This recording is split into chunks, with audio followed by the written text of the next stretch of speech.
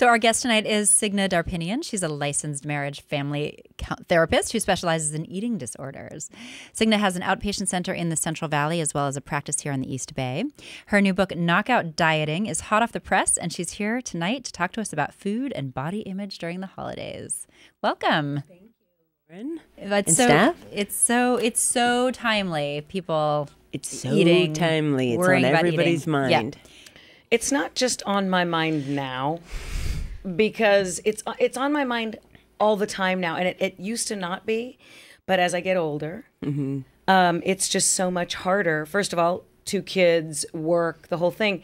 I exercise, but not as often as I would like to. Right. You know, it's a couple times, 3 times a week. I'd love for it to be 5. That's not going to happen. Right. And I love food. Yeah. So it's on my mind 24/7 when I'm awake, which really isn't 24/7, but you know what I'm saying. Yeah. And you're, with kids, you're probably awake a good part of that 24.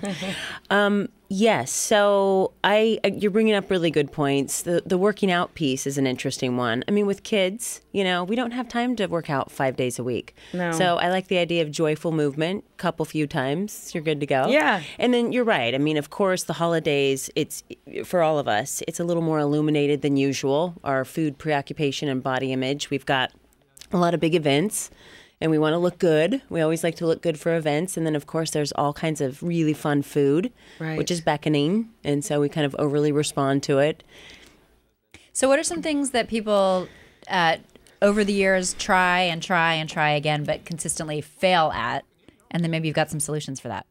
It's a good question, Lauren. I've got some. I always get fun questions around the holidays. They're pretty interesting. Some things that I hadn't really ever thought of. A really common one is to not eat during the day because they know that they're going to a holiday party and they'll have access to maybe foods that are off limits for them. And so not eating during the day as a way to sort of compensate for what they might eat later, which of course backfires. Yeah. The registered dietitian that I work with on the team, Karen Scheuner, she uses this metaphor. She says, imagine that your metabolism's like a fire that you want to keep well stoked. And so, not eating during the day is sort of like letting your fire go out and throwing a huge log on it. It doesn't work. So, I mean, I talk to people about, just eat like it's a regular day, eat within the first hour or 2 that you're awake. And whatever you ate last will determine when you get hungry next. And intuitive eating, the basics are eat with hunger, whatever appeals to you, stop at just enough. And then obviously you hope, you do. I like to go to a party at the beginning of hungry. So that I can enjoy the food. I'm excited about the fun food, Me too. Yeah. Yeah. And I don't want to go, a lot of people also sometimes they'll try to eat really healthy during the day and fill up before going to a party. That's another tactic. So then and you've that already, backfires. Right. You've consumed all these calories and then you get there and you're going to eat it anyway. Yeah. You check that plan, at the door with your coat. Yeah. It never works. It never works. It's like, it's a holding your breath plan. It's like not eating chips at a Mexican or telling yourself you're not going to have chips out to Mexican food. Yes, you are. Why would you do that to yourself? You are going to have the chips. You're going to ask for a second basket too. Exactly. You are. And when you go to the holiday, if you try to be full on whatever it is you're trying to be full on before the holiday party, you will eat the holiday food too. Right. And so why not? You will. And we can all relate to that. So the idea is to arrive at the beginning of hungry, not too hungry, so you're famished and not already satiated. And then get picky, pick exactly what it is that you want, eat it just enough, and move on. So prioritize. Start with the things that are going to be the most appealing. Get picky about it. Right. Don't save them till the end. Right. Because then you're going to just mow your way through everything else and then also eat those. Right. You don't want to double up with anything. Right. And you don't have to finish everything. You know what? Thanksgiving was last month. We had this wonderful feast at our house. And we put everything out buffet style. And we had just regular sized dinner plates. And people went and sort of filled. And I filled my plate, but not overly so. And then I didn't finish it. And I was like, you know what? I'm kind of full. It was kind of a first for me, I have to say. Yeah. It's actually hard to do. Yeah. And I stopped. And then about an hour later, we sat down and had dessert. And I was able to do that. And I didn't feel sick. Yeah. It's new. It's nice. It kind of gives you a sense of self-mastery. It feels like, well, okay. It feels like you're running your food instead of the other way around. Right. And leaving, We use a hunger scale, 1 to 10, 10 being stuffed, 6 being satisfied, room for more, but a comfortable stopping place. And then over on the other side is the hunger part of it.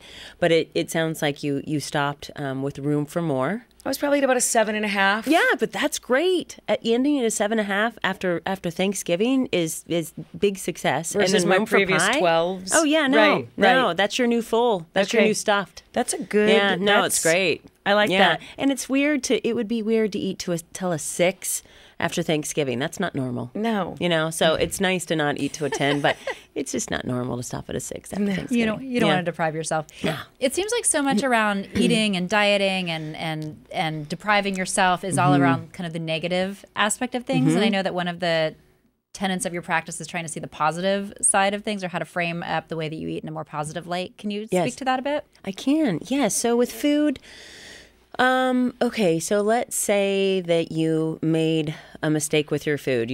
A perceived mistake with your food during the day. So you're, kind of trying to figure out how to start at just at the beginning stages of hunger, stop at a 6, but you're experimenting and you end up going to an 8, which would be full but not uncomfortably stuffed, like you're anchored by your food. So instead of kind of coming in on yourself and judging, like berating yourself, oh, great, you're never going to get this intuitive eating thing. You're always going to overeat. I can't imagine you're ever going to be able to not do that. Actually, judgment isn't a big change maker. Right. If we haven't noticed. So if you can, I read in a book somewhere, it was actually an eating book.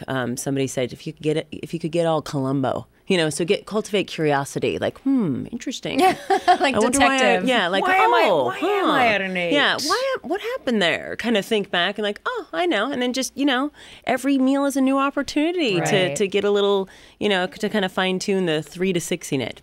So if you could have a non-judgmental stance, you would get a lot further. When we have negative thoughts, when we berate ourselves, actually negative thoughts create negative emotion. Negative emotion lends itself to more eating. Right. I want to eat. I feel bad. So if you get kind of peaceful and you put it really quickly in the rearview mirror and move on, you're good to go. Rather than stew, well, I've already blown it, I might as well have that second piece of pie. You will eat more. Right, yeah, right, you will of course. eat more That with the makes perfect negativity. sense. Yeah, and it just doesn't, people are worried if they do that, if they accept themselves or they have a non-judgmental stance, that there won't be any change. And it's the only way that there actually is change. We're talking with Signe Darpinian, therapist who can help us with all of our food issues. And one of the questions is weighing yourself. Right. Oh, yeah, that's a fun one. So another thing, another bad leads to bad, or good leads to bad. Like, where does the getting on the scale do for you? Okay, so this is something that the team that I work with and pretty much anybody that works in the eating disorder field. And today we're not talking about eating disorders. We're talking about the general public, but. So here's what we find happens with weighing. So the idea that the title of the chapter is the more you weigh on a scale, the more you'll weigh. Right. So what happens is if you're trying intuitive eating, so you're trying to learn to eat in response to the body's wisdom. Start with hunger, eat whatever appeals to you. You're kind of figuring out what stopping at just enough means. So if during that process you're learning how to trust your body again, you engage in weighing. A lot of people weigh every day. I mean, it's not an abnormal thing. I think it's more common than not. But so let's say that you're practicing intuitive eating and you're trying to get recalibrated with those cues. And then in the morning, maybe you went a little bit over. Maybe you went to an 8 or maybe a 10. You're new at it. You wake up in the morning and the scale is going to say that you're 2 or 3 pounds up. Well, you're not, it can't be real weight. You would have to, gosh, I think an actual pound is 3,500 calories in addition to the couple thousand you're supposed to have. Right. So 3 would mean that you had, if you don't remember having a gigantic binge, then you're not up 3 pounds. So anyway, so what it does is, you know how this goes. You wake up, you get on the scale, you freak out.